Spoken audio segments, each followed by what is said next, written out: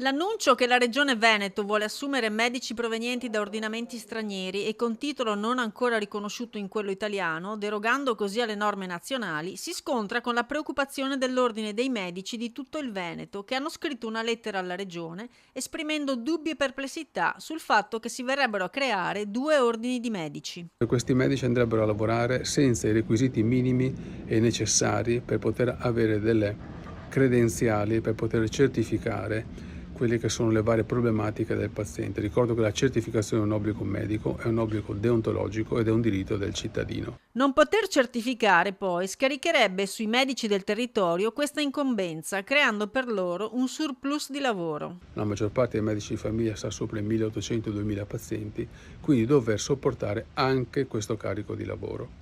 Quindi non vorremmo che questo tipo di risoluzione fosse peggiore del problema stesso. Molto critico anche l'Ordine dei Medici di Padova.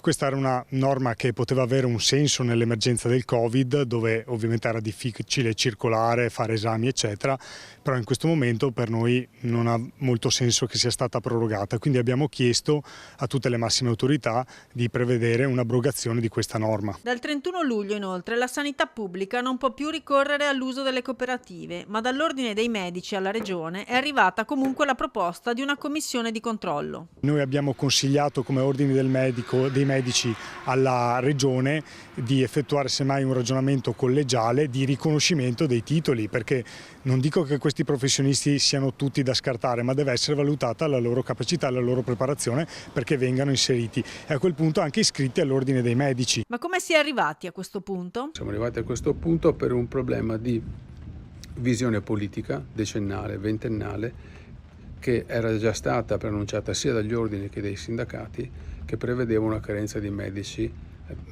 nel giro di qualche anno.